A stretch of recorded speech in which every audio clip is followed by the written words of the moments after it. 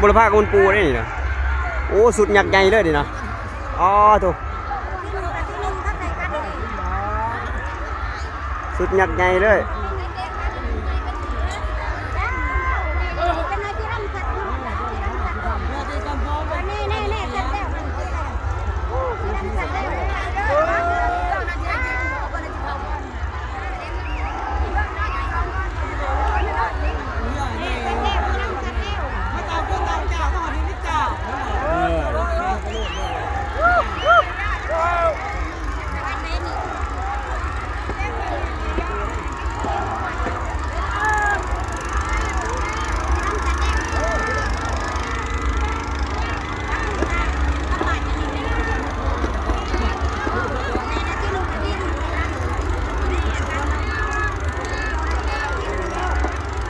ท่านนั่นนี่เหรอ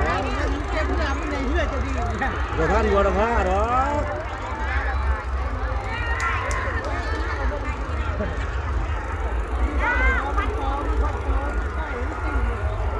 นี่เรียนมึงชนะ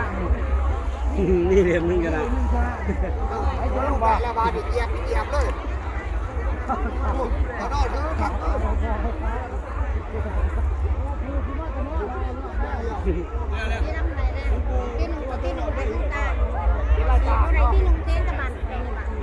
บ้านยังไง